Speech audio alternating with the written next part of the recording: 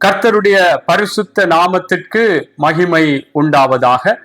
மீண்டும் இந்த நாளிலும் உங்கள் ஒவ்வொருவரோடும் தியானிக்கும்படியாக ஒரு சிறிய தியானத்தை கர்த்தருடைய கிருபையிலே எடுத்து வந்திருக்கிறேன். இன்றைய நாள் தியானத்தினுடைய தலைப்பு, உன் சத்துரு விழும்போது சந்தோஷப்படாதே. உன் சத்துரு விழும்போது சந்தோஷப்படாதே. அன்பானவர்களே, சத்துரு என்று சொல்லும் பொழுது எங்களுக்கு எதிராக செயற்பட்ட மனிதர்களுடைய விழுகைகளை குறித்து நாங்கள் சந்தோஷப்படக்கூடாது. எங்களுக்கு எதிராக, எங்களுடைய குடும்பங்களுக்கு எதிராய், எங்களுடைய பிள்ளைகளுக்கு எதிராய், எங்களுடைய ஆசீர்வாதமான விடயங்கள் சந்திக்கப்படுவதற்கு எதிராய் பல விதங்களிலே செயற்பட்ட பல மனிதர்களுடைய வாழ்க்கைகளிலே துக்கங்களோ அல்லது வேதனைகளோ கஷ்டமான சூழ்நிலைகளோ ஏதோ ஒரு அவர்களுடைய இக்கட்டான நேரங்கள் வரும் பொழுது நாங்கள் சந்தோஷப்படக்கூடாது. எங்களுக்கு எதிராக இப்படி செய்தார்கள், இவர்களுக்கெல்லாம் நடக்க வேண்டும், இவர்களுக்கெல்லாம் இது இப்படித்தான் நடக்க வேண்டும் என்று சொல்லி நாங்கள் சந்தோஷப்படக்கூடாது. எங்களிடத்திலே நன்மை பெற்றவர்கள் கூட எங்களுக்கு தீமை செய்திருப்பார்கள்.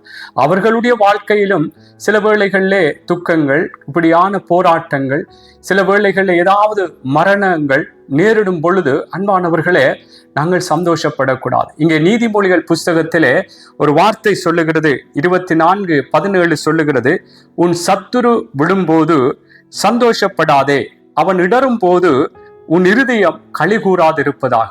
பாருங்கள், அருமையாக இங்கே ஞானி சொல்லுகிறார், உன் சத்துரு விழும்போது சந்தோஷப்படாது, அவன் இடரும் போது உன் இருதயம் களி கூறாதிருப்பதாக என்று சொல்லி. ஆகவே அன்பானவர்களே, ஆண்டவராக இயேசு கிறிஸ்துவும் எங்களுக்கு புதிய ஏற்பாட்டிலே மத்தேயுவிலே சொல்கிறார், எப்படியாக உன் சத்துருக்களை சிநேகிங்கள், உங்களை சபிக்கிறவர்களை ஆசீர்வதியுங்கள், துன்பப்படுத்துகிறவர்களுக்காக நிந்திக்கிறவர்களுக்காகவும் ஜெபம் பண்ணுங்கள், பகைக்கிறவர்களுக்காய் நன்மை செய்யுங்கள் என்று சொல்லி ஆண்டவராக இயேசு கிறிஸ்துவும் எங்களை சொல்லி இருக்கிறார். ஆகவே அன்பானவர்களே, இந்த நாட்களிலும் நாங்கள் எங்களுடைய இருதயங்களிலே நிலைநிறுத்தி கொள்ள வேண்டும்.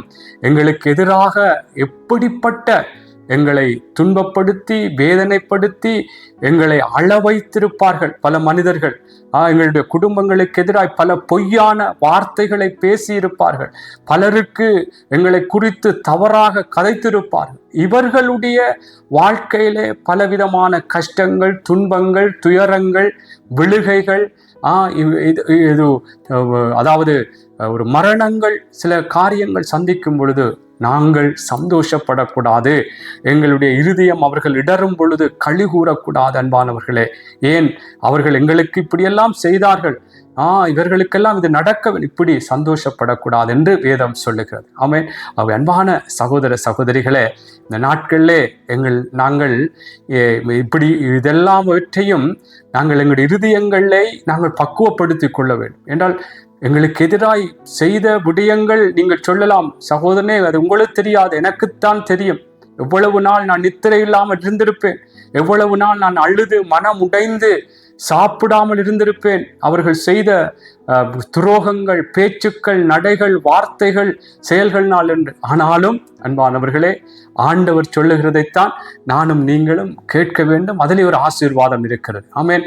அதனாலே சத்துரு எங்களுக்கு எதிராக எழும்பினவர்கள் விழும் பொழுது, வேதனைகளுக்குள்ளே, கஷ்டங்களுக்குள்ளே, பலவிதமான போராட்டங்களுக்குள்ளே அவர்கள் போகும் பொழுது, அதை சந்திக்கும் பொழுது, ஒரு இடரல் ஆன நிலைகளுக்குள்ளே இருக்கும் பொழுது நாங்கள் சந்தோஷப்படாமல் களி கூறாமல் அவர்களுக்காக நாங்கள் செபிக்க வேண்டும். அவர்களுக்காக கர்த்தரிடத்திலே பரிந்து பேச வேண்டும். பாருங்கள், உதாரணமாக நான் சில சம்பவங்களை சொல்லுகிறேன். உங்களுக்கு தெரியும், தாவீதை குறித்து உங்களுக்கு தெரியும், எப்படியாக சவுல் தாவீதை கொலை செய்ய வேண்டும், தாவீதுக்கு எதிராக பல விதங்களிலே அவனை கொலை செய்யும்படியாய் தன்னுடைய சேனைகளோடு படைகளோடு அவனை தேடி தேடி சுற்றி திரிந்தான் என்று சொல்லி வேதத்திலே நாங்கள் பார்க்கிறோம். ஆனால் தாவீது சவுல் மேலே இப்படியாக தன்னை கொலை செய்யும்படியாய் சுற்றி திரிந்து கொண்டிருந்த, வகை தேடிக் கொண்டிருந்த சவுலை அவன் எந்த விதத்திலும் எதிர்க்காதபடிக்கு அவனுக்கு அன்புக்குரியவர்களை நன்மையாகவே அவன் செயற்பட்டான் என்று நாங்கள் வேதத்திலே பார்க்கிறோம். ஒரு கட்டத்திலே சவுல் தாவீதை கொல்லும்படியாய், கொலை செய்யும்படியாய் அவனுக்கு எதிராக அவன் வனாந்தரங்கள் எல்லாம் தேடிக்கொண்டிருந்த பொழுது ஒரு கட்டத்திலே அங்கே சவுல் அவன் படுத்து உறங்கிக் கொண்டிருந்த பொழுது இந்த சவுலை கொலை செய்யத்தக்கதாக தாவீதுக்கு ஒரு சந்தர்ப்பம் கிடைத்தது. ஆனாலும் தாவீது அந்த சந்தர்ப்பம் எனக்கு கிடைத்ததே எனக்கு என்னுடைய எதிரி என்னை கொலை செய்யும்படியா வகை தேடிக்கொண்டிருக்கிறார், இவரை கொன்றால் சரி என்று விட்டு அவரை கொலை செய்யவில்லை. அன்பானவர்களே, அவருக்கு எப்படியாக அவர் தேவனால் அபிஷேகம் பண்ணப்பட்டவர் என்று சொல்லி அவர் மேல் கை போடாமல் தன்னை விலக்கி கொண்டார் என்று நாங்கள் பார்க்கிறோம். ஆனால் இப்படித்தான் தாவீதினுடைய வாழ்க்கையிலே தன்னுடைய எதிரி தன்னை கொலை செய்யும்படியாய் தேடித்திரிகிற எதிரியை கூட அவனை கொலை செய்யாமல் உயிரோடு இருந்த நாட்களிலும் அன்புக்குரியவர்களை கொலை செய்யத்தக்கதான, அதாவது தாவீதுக்கு ஒரு சந்தர்ப்பம் சவுலை கொலை செய்யத்தக்கான சந்தர்ப்பம் வந்த பொழுதிலும் கொலை செய்யாமல் அதிலே அவன் ஒரு சந்தோஷப்படாமல் அவன் தன்னை தேவனுக்குள்ளாய் ஒப்பு கொடுத்தான் என்று நாங்கள் பார்க்கிறோம். ஆனால் இங்கே சவுல் அங்கே எதிரிகளோடு யுத்தம் பண்ணி அவன் மரித்து விட்டான் என்ற செய்தியை இங்கே தாவீது கேட்ட பொழுது, அன்பானவர்களே, இவன் அழுதான் என்று சொல்லப்படுது. இவன் சந்தோஷப்படவில்லை. என்னை கொலை செய்யும்படியாய் சுற்றி திரிந்த எதிரி செத்து விட்டான், ஓகே சந்தோஷம் மகிழ்ச்சி என்று சொல்லாமல் அவன் அழுது, அன்புக்குரியவர்களே, அவன் எப்படியாக தன்னை தேவனுக்குள்ளாய் அந்த சவுலுக்காக உடைய குமாரனுக்காய் அந்த இஸ்ரவேல் ஜனங்களுக்காய் அந்த படைகளுக்காய் அவன் அழுதான் என்று 2 சாமுவேல் புஸ்தகத்திலே நாங்கள் பார்க்கிறோம். நான் வாசிக்கிறேன் பாருங்கள். 2 சாமுவேல் புஸ்தகம் 1வது அதிகாரத்திலே நான் சில வார்த்தைகளை வாசிக்கிறேன் பாருங்கள். அன்புக்குரியவர்களே, இந்த சவுல் மரித்து விட்டான் என்று சொல்லி ஒரு செய்தியை கொண்டு வந்த பொழுது அந்த இடத்திலே எப்படியாக தாவீதுடைய செயற்பாடு இருந்தது என்றதை முதல் வாசித்து நான் சொல்லுகிறேன் பாருங்கள். தாவீது 2 சாமுவேல் 1வது அதிகாரத்திலே 1வது அதிகாரம் 4வது வசனத்திலிருந்து பார்ப்போம் பாருங்கள். அதில் வாசிக்கிறேன் 3வது வசனத்தில். தாவீது அவனை பார்த்து, நீ எங்கே இருந்து வந்தா என்று கேட்டதற்கு அவன், இஸ்ரவேலின் பாளையத்திலிருந்து தப்பி வந்தேன் என்றான். தாவீது அவனை பார்த்து, நடந்த செய்தி என்ன சொல் என்று கேட்டதற்கு அவன், ஜனங்கள் யுத்தத்தை விட்டு முறிந்தோடி போனார்கள், ஜனங்களில் அநேகம் பேர் விழுந்து மடிந்து போனார்கள், சவுலும் அவர் குமாரனாகிய யோனத்தானும் மடிந்தார்கள் என்றார். சவுலும் அவன் குமாரனாகிய யோனத்தானும் மடிந்து போனது உனக்கு எப்படி தெரியும் என்று தாவீது தனக்கு அதை அறிவிக்கிற வாலிபனிடத்தில் கேட்டதற்கு அந்த வாலிபன், நான் தற்செயலாய் கில்போவா மலைக்கு போனேன், அப்பொழுது இதோ சவுல் தம்முடைய ஈட்டியின் மேல் சாய்ந்து கொண்டிருந்தார், ரதங்களும் குதிரை வீரரும் அவரை தொடர்ந்து நெருங்கினார்கள். அவர் திரும்பி பார்த்து என்னை கண்டு கூப்பிட்டார். அதற்கு நான், இதோ இருக்கிறேன் என்றேன். அப்பொழுது அவர், நீர் யார் என்று என்னை கேட்டார். நான் அமலேக்கியன் என்று சொன்னேன். அவர் என்னை நோக்கி, நீ என்னண்டையில் கிட்ட வந்து நின்று என்னை கொன்று போடு, என் பிராணன் முழுதும் இன்னும் போகாததினால் எனக்கு வேதனையாயிருக்கிறது என்றார். அப்பொழுது நான், அவர் விழுந்த பின்பு பிழைக்க மாட்டார் என்று நிச்சயித்து அவரண்டையில் போய் நின்று அவரை கொன்று போட்டேன். பிற்பாடு அவர் தலையின் மேல் இருந்த முடியையும் அவர் புயத்தில் இருந்த அஸ்தகடத்தையும் எடுத்துக்கொண்டு அவைகளை இங்கே என் ஆண்டவனிடத்தில் கொண்டு வந்தேன் என்றான். அப்பொழுது தாவீதும் அவனோடு இருந்த சகல மனுஷரும் தங்கள் வஸ்திரங்களை கிழித்து கொண்டு, சவுலும் அவன் குமாரனாகிய யோனத்தானும் கர்த்தருடைய ஜனங்களும் இஸ்ரவேல் குடும்பத்தாரும் பட்டயத்தாலே விழுந்தபடினாலே புலம்பி அழுது சாயங்காலம் மட்டும் உபவாசம் ஆயிருந்தார்களாம். அன்பானவர்களே, பாருங்கள் எப்படியாக இந்த தாவீது தன்னுடைய எதிரி மடிந்து விட்டான், ஓகே சந்தோஷம் கலிகூறுதல் மகிழ்ச்சி என்று இல்லாமல் எப்படியாய் அவன் தன்னுடைய துக்கத்தை வெளிப்படுத்தினான் என்று பார்க்கிறோம். பாருங்கள், அதேதான் 19-20 கூட பாருங்கள், இன்னும் ஒரு காரியத்தை சொல்கிறார்.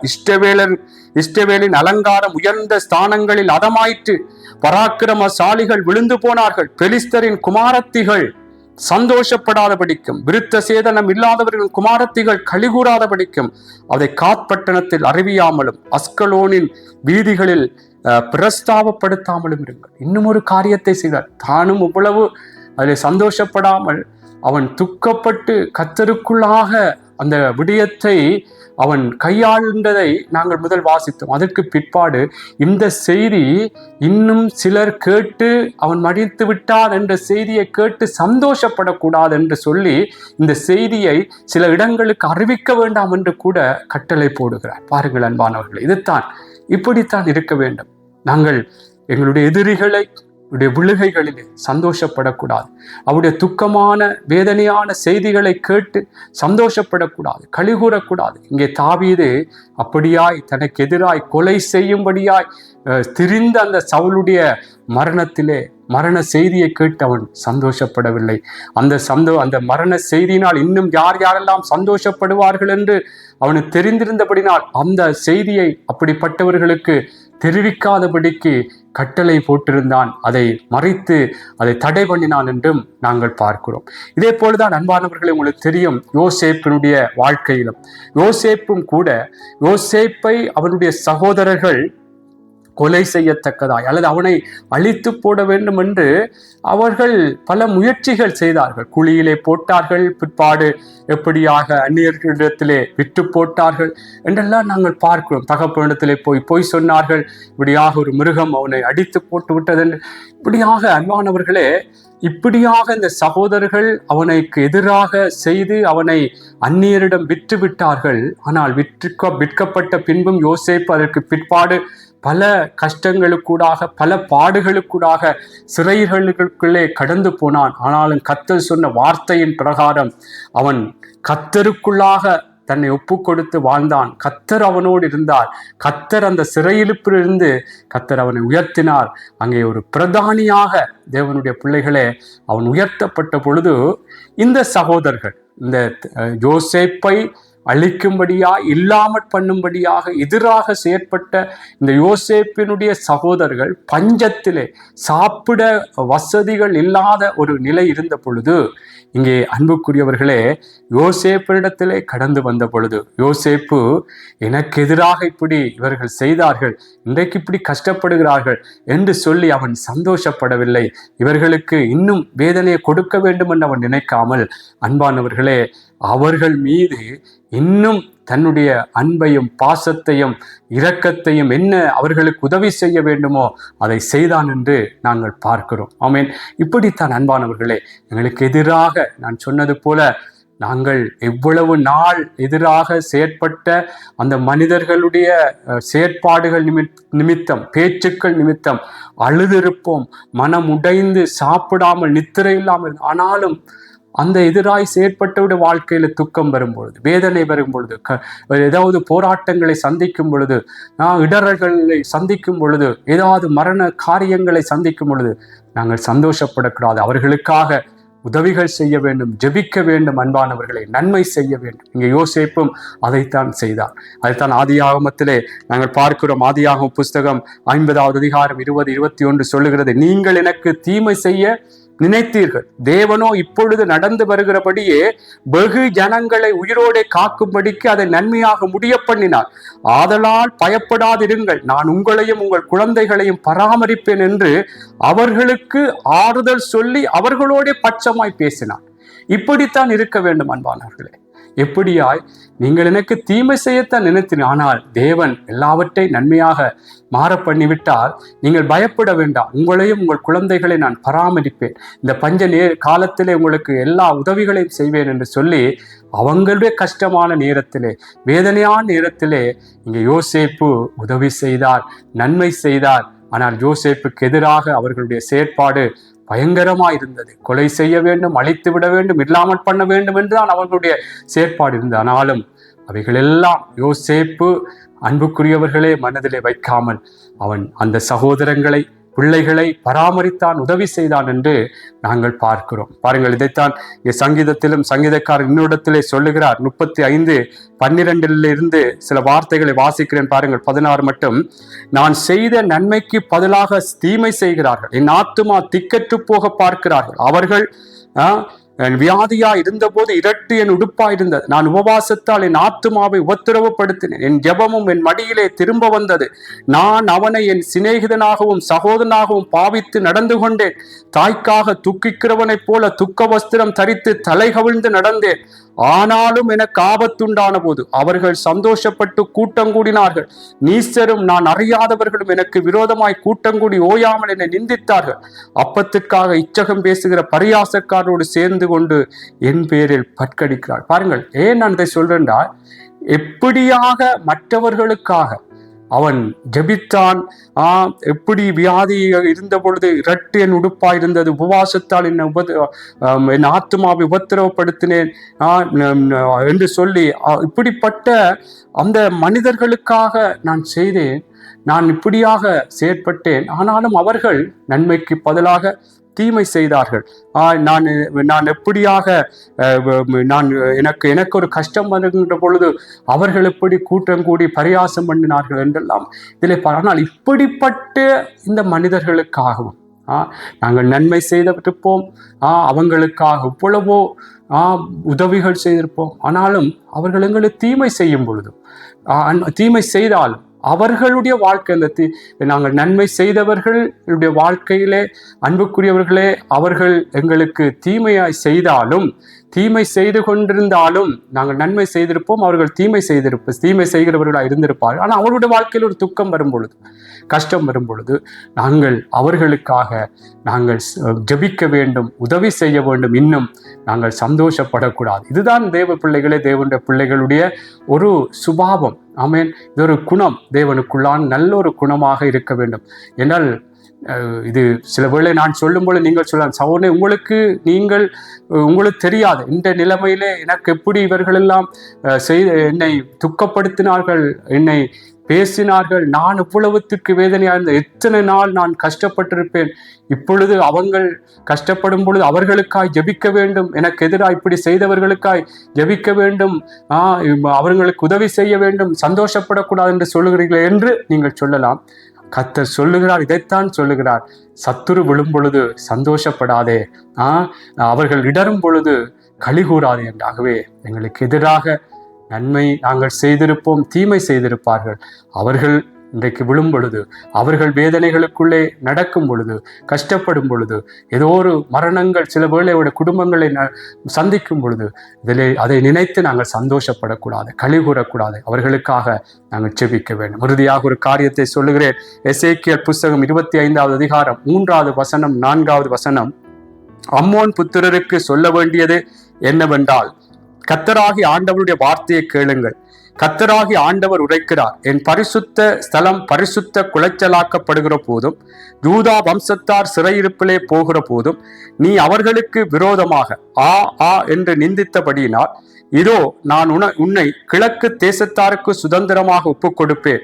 அவர்கள் உன்னில் தங்கள் அரண்களை கட்டி உன்னில் தங்கள் வாசஸ்தலங்களை உண்டு பண்ணுவார்கள். அவர்கள் உன் கனிகளை புசித்து உன் பாலை குடிப்பார்கள். இங்கே அம்மோன் புத்திரரை குறித்து சொல்லப்படுகிறது, என் பரிசுத்த ஸ்தலம் பரிசுத்த குலைச்சலாக்கப்படுகிற போதும், யூதா வம்சத்தார் சிறையிருப்பிலே போகிற போதும், நீ அவர்களுக்கு விரோதமாய் ஆ என்று நிந்தித்தாய், சந்தோஷப்பட்டாய், கலிகூர்ந்தாய். அதனாலே நான் எப்படி உன்னை செய்வேன் என்று சொல்லுகிறார் ஆண்டவர். உனக்கு என்ன நடக்கும் என்றால், உன்னை கிழக்கு தேசத்தாருக்கு சுதந்திரமாய் ஒப்புக் கொடுப்பேன். அவர்கள் உன்னில் தங்கள் அரண்களை கட்டி உன்னில் தங்கள் வாசஸ்தலங்களை உண்டு பண்ணுவார்கள். அவர்கள் உன் கனிகளை புசித்து உன் பாலை குடிப்பார்கள்.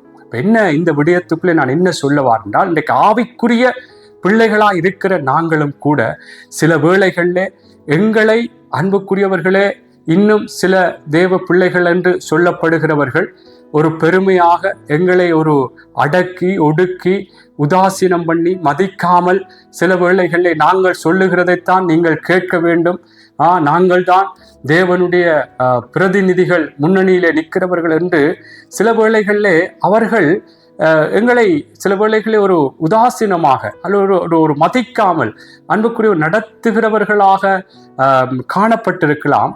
அவர்களுடைய வாழ்க்கையிலே எங்களை ஒரு அலட்சியம் பண்ணி தங்களை பெருமைப்படுத்தி மதிக்காமல் உதாசீனப்படுத்தினவர்களுடைய தேவ பிள்ளைகள் என்று சொல்லப்படுகிற பிள்ளைகளுடைய வாழ்க்கையில், ஏனென்றால் இதில் சொல்லப்படுகிற பரிசுத்த ஸ்தலம் பரிசுத்த குலைச்சலாக்கப்படுகிற போது என்றால், பரிசுத்த ஸ்தலம் என்று சொல்லுகிறது தேவனுடைய ஆலயம். யார் தேவனுடைய ஆலயம்?